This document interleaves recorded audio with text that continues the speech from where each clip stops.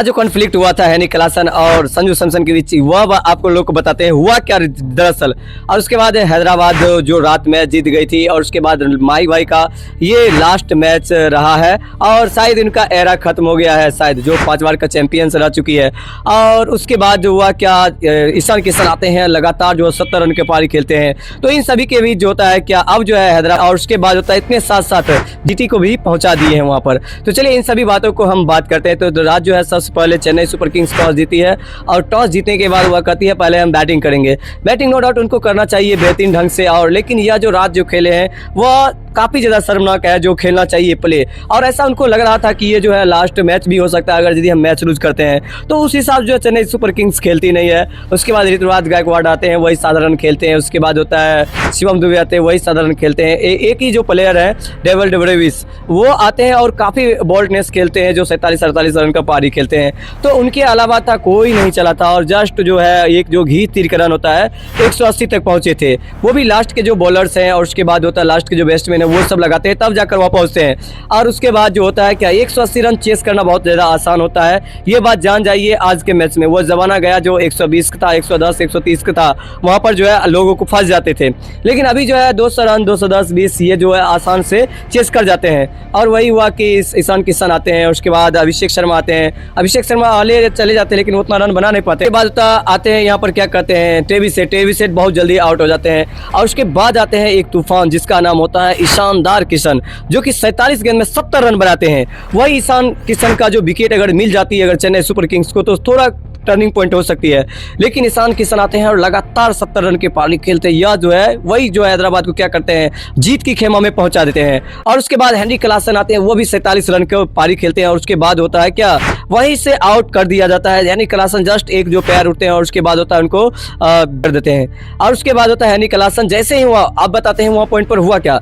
Henry Klaasen जैसे ही वहाँ से चलते हैं, और उसके बाद वह सेलिब्रेशन करते हैं, संजू सैमसन सभी के गले लगते हैं। और उसके बाद होता है कि वह जो है ऐसे किए थे संजू सैमसन, 100% बात जान जाइए। और उसके बाद होता है कि हेनरी क्लासन को गुस्सा आ गया था, जिसके बाद होता है हेनरी क्लासन पहुंच गए थे संजू सैमसन के बाद।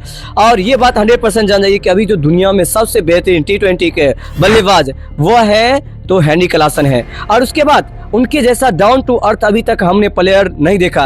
भले संजू सैमसन अपने देश के हैं, वो बात दूर के है, लेकिन ये बात जान जाइए कि जो हेनरी क्लासन जो डाउन टू अर्थ हैं, उनके जैसा हम कभी कह सकते हैं कि नहीं मिलेगा। उतना बेहतरीन हेनरी क्लासन है। और उसके बाद होता है हेनरी क्लासन कहीं न कहीं पॉक किया गया था संजू सैमसन के द्वारा, जिसके बाद हेनरी क्लासन वहाँ आए थे और थोड़ा सा भिरंत हो गया था।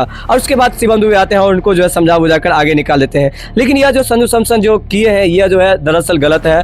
और इसका पोक, हाँ आप सेलिब्रेशन कर सकते हैं, लेकिन ऐसे कर किसी को पोक करना हुआ थोड़ा भी हो जाता है। जैसे काइल जेमिसन ने वैभव सूर्यवंशी को किया था, वो भी एक था शर्मनाकजनक था। और इसके बाद होता है कि आप हेनरी क्लासन जैसे कि ये बंदा वैसा बंदा है जो अगर सेंचुरी भी लगता है जस्ट एक बार बैट नचाते हैं, बस बात खत्म हो गया। 50 लगते हैं जस्ट, ना ज़्यादा खुशी दिखाते हैं ना ज़्यादा गम दिखाते हैं, बस ये कूल रहते हैं जिस प्रकार धोनी रहते हैं। और लेकिन इसके बीच होता है संजू सैमसन ने उसको जो है हेनरी क्लासन को थोड़ा सा पोक किया था, जिसकी वजह से रात यह कॉन्फ्लिक्ट हुआ था। उसके बाद ईशान किशन आते हैं, उसके बाद लगातार आते हैं, और उसके बाद 70 रन और ईशान किशन के और हेनरी क्लासन 47 रन, ये दोनों रन जोड़कर जो होता है पहुंचा दिया जाता है फाइनल की ओर। और लास्ट में जो होता है 19 ओवर तक खेलते हैं, और लास्ट बॉल पर चौका लगाकर इस मैच को विनिंग कर लिया जाता है। और उसके बाद होता क्या है कि इसमें अगर यदि कुछ रन और जैसे हुआ स्लो खेले थे, स्लो थोड़ा और ज़्यादा खेलते फास्ट, तो रन अगर यदि 10-20 रन और ज़्यादा खेलते, जैसे ऋतुराज उतना बेहतरीन नहीं खेल पाए थे, अगर यदि कोई उसमें से थोड़ा और रन 20 रन बनता तब वह मैच देखने लायक होता। लेकिन वह जो होता है कि लगातार 18वां ओवर में लगाते हैं, जो 2 छक्का लगाते हैं ईशान किशन, वह जो होता है एक टर्निंग पॉइंट हो जाती है, और वहीं से मैच होता है हैदराबाद के खेमा में चली जाती है। तो रात यही रहा है, अगर यदि 20 रन रहता तो चेन्नई सुपर किंग्स का कुछ चांस बनता, लेकिन वह उस तरह जो खेले नहीं, जिसकी वजह से 180 रन पर ऑल आउट हो जाते हैं। और उसके बाद ये आते हैं और जो बहुत जल्द 19 ओवर के अंदर यह मैच को ख़त्म कर देते हैं। तो यह रहा। और उसके बाद अपने यह जो क्वालिफाई करे जाते हैं, क्वालिफाइड हो जाते हैं।